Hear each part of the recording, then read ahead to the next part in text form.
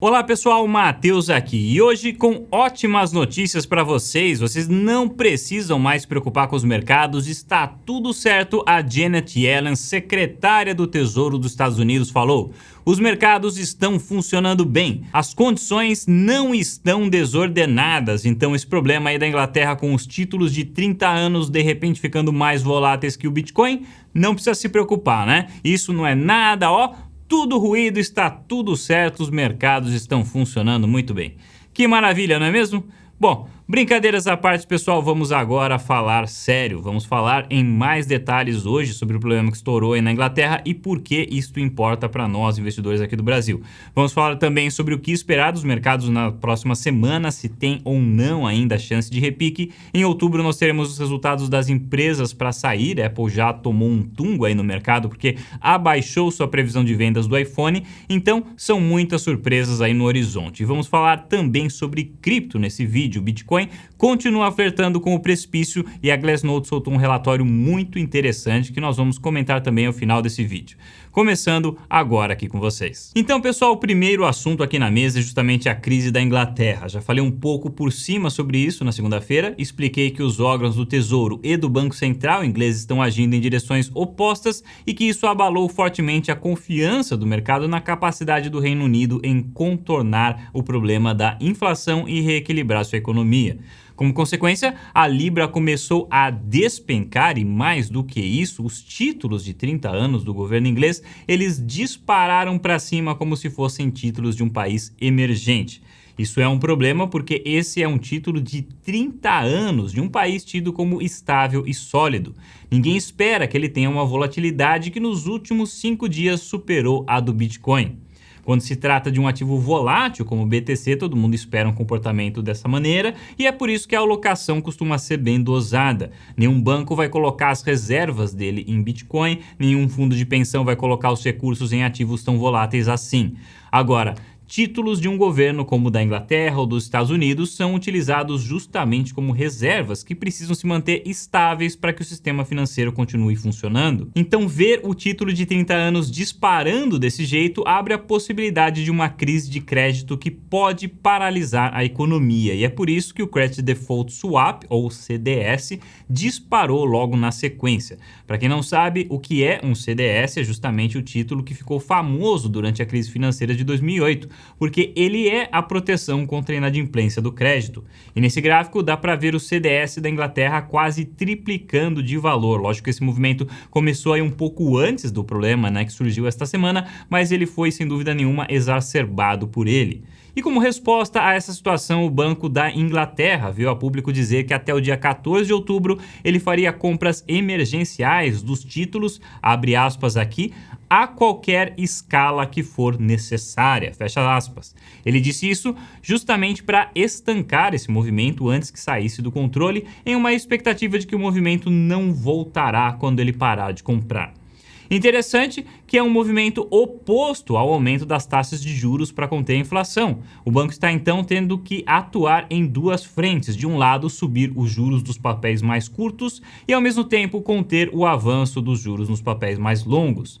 Normalmente, quando um banco central realiza um movimento nos juros, é sempre em uma única direção, justamente porque trabalhar de outra maneira seria muito difícil.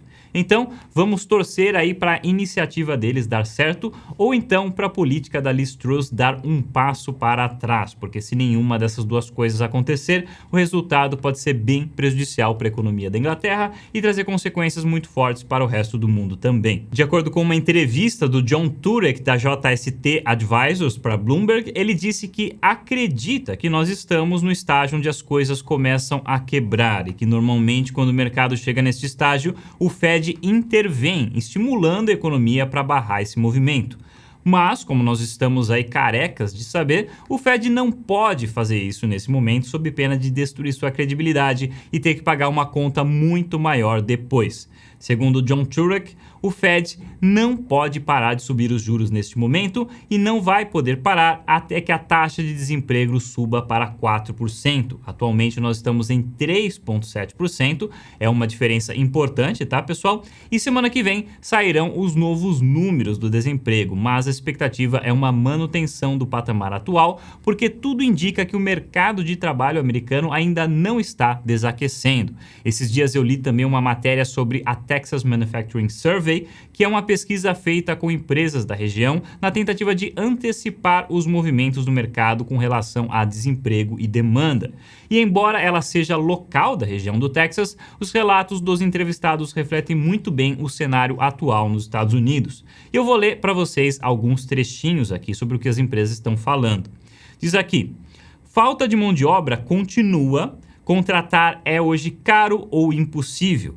Clientes estão se tornando mais inquietos e buscando por preços menores. Não é um ambiente saudável. Ou seja, uma situação em que os consumidores não estão dispostos a pagar mais e as empresas estão tendo que subir os salários ou não conseguem acesso à mão de obra. Então é uma situação em que as margens estão sendo comprimidas. E ao mesmo tempo, algumas empresas estão relatando também falta de componentes críticos para a produção, provavelmente indicando que ainda há problemas na cadeia de suprimento do mundo. Então a situação não é próspera, mas uma ajuda do Fed não está no radar, nem de longe. A única coisa que está despontando no horizonte nesse momento é justamente essa compressão das margens das empresas e redução dos seus resultados. Começando aqui pela Apple, que embora ainda não tenha divulgado os seus números, já temos aqui um bom indicador através dessa notícia. A empresa antes estava esperando ver um aumento na demanda do seu novo aparelho, o iPhone 14, mas já disse que este aumento não se materializou e que por isso estava cancelando o aumento de produção anteriormente previsto. Com a notícia, as ações da empresa caíram 3,3% no começo da semana e já acumulam uma baixa de quase 4% no momento da gravação deste vídeo. A divulgação de resultados das empresas que ocorre no mês de outubro, ela já começou, mas o grosso virá a partir do dia 14, quando começam a sair os números das grandes empresas do S&P 500. Ou seja, Apple, Microsoft, Amazon, Tesla e por aí vai. E só para deixar claro, a notícia que eu comentei da Apple não significa que o resultado das empresas será necessariamente ruim já agora, mas ela contribui para os indícios que nós estamos vendo de deterioração da economia, que deve se manifestar no resultado das empresas, se não agora, até o final do ano. Segundo o Goldman Sachs e a BlackRock, os níveis atuais de valuation das empresas não refletem adequadamente os riscos do mercado e devem se depreciar conforme nós nos aproximarmos de um fundo. Essa expectativa parece estar se disseminando nesse momento, porque nós já estamos vendo uma revisão para baixo das expectativas de lucro das empresas desde o final de julho. E esse atraso em reduzir a valuation das empresas é justamente porque o sell side de equities é normalmente o mais atrasado em precificar esses movimentos de baixa. Mas, como eu venho mostrando para vocês já há algum tempo, através desse indicador aqui do Morgan Stanley, que historicamente antecipa muito bem a taxa de crescimento ou de decrescimento, né, dos lucros, o indicador aponta aí para uma queda acima de 20% na média de lucros da S&P 500 já para o ano que vem. Então, se outubro não trouxer essas notícias, acho difícil imaginar que elas não cheguem mais cedo ou mais tarde. Em termos de sazonalidade, outubro é o mês onde as grandes pernas de queda iniciadas em setembro normalmente chegam ao fim. Então vamos ver se neste ano será assim também. Na segunda-feira, pessoal, eu comentei com vocês que diversos indicadores quantitativos estavam apontando para um estado de sobrevenda forte nos mercados e clamando por um repique, mas que qualquer movimento de alta neste momento provavelmente teria vida curta e que talvez não compensasse nem o risco da exposição. Eis que até o momento é isso que nós estamos vendo nos mercados. Na terça nós tivemos uma boa alta sendo desenhada no começo do dia, até o Bitcoin chegou a subir 5% naquele momento, mas realmente teve uma vida muito curta mesmo, durou apenas algumas horas. Depois o dia acabou fechando no vermelho para a maior parte dos índices. Na quarta novamente chegou a ter uma alta interessante, mas hoje mais uma vez cedeu. E o motivo disso é que não existe nesse momento uma narrativa, ou seja, uma história com fundamentos para sustentar movimentos mais extensos de alta. O argumento de fim da inflação, por enquanto, está totalmente nocauteado, o argumento de reversão do Fed está longe de ganhar forças e os temores, ou seja, o sentimento do mercado é nesse momento muito pessimista. Então, em um cenário como este, estar sobrevendido normalmente não basta, e é por isso que eu sustento que, embora repiques possam acontecer, eu particularmente não considero o risco dessa exposição compensatório no momento. Aliás, que neste momento os fundos de hedge estão só observando, eles estão aí praticamente sentados na arquibancada comendo pipoca e esperando para ver o que vai acontecer. E é por isso que os resultados de outubro podem produzir movimentos muito interessantes para ambos os lados, dependendo aí do que acontecer, né, nos números da empresa, deles serem positivos ou negativos. Todo mundo já está agora muito mais propenso a acreditar em uma recessão, o que não é nenhuma novidade para quem acompanha este canal, mas eu cito isso aqui porque, oficialmente falando, o único órgão que pode decretar uma recessão nos Estados Unidos é o NBER, ou seja, National Bureau of Economic Research. Mas ele se manifesta sempre com atraso, então a gente olha para os indicadores do mercado em busca dessas respostas antes delas se tornarem oficiais. E para completar esse quadro, recentemente nós tivemos a Ned Davis divulgando uma probabilidade de 98% para uma recessão global. Isso é global, tá, pessoal? Então, uma casa de análise apontar uma chance de 98% para uma recessão global chama bastante atenção, sem dúvida nenhuma. Isso contribui para que não haja uma narrativa otimista forte o suficiente para sustentar qualquer movimento de alta por um longo período nesse momento. E para terminar, hoje nós vamos fechar com o Bitcoin. A moeda está grudada no suporte dos 19 mil pontos, já faz algum tempo que ela fica ali, ora abaixo, ora acima dos 19, e isso não parece um bom sinal. Mas vamos dar uma olhada no que diz o último relatório da Glassnode. Tem dois gráficos aqui que eu gostaria de destacar para vocês. O primeiro é este, que busca mensurar a quantidade de moeda sendo mantida por curto período de tempo versus as que estão mantidas a longo período de tempo.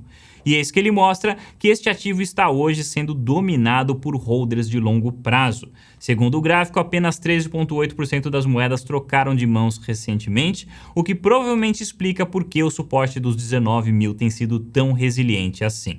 Mas o segundo gráfico é ainda mais interessante do que o primeiro. Aqui estão representadas as moedas de acordo com o seu preço de compra e o prazo em que elas estão sendo mantidas. Então veja que em azul estão as moedas mantidas a longo prazo e em vermelho estão as de curto prazo. E aí dá para ver muito claramente que as moedas de curto prazo foram adquiridas entre os preços de 20 a 30 mil dólares. E dá para ver também neste pontilhado laranja o que eles estão chamando de gap de oferta. Nas palavras deles, existe um grande gap de oferta de 18 mil até a zona entre 11 e 12 mil dólares. A ocorrência de preços abaixo da mínima desse ciclo colocaria um volume extraordinário de moedas adquiridas no curto prazo em um prejuízo não realizado profundo, o que poderia exacerbar os movimentos de queda e disparar mais um evento de capitulação de alcance amplo.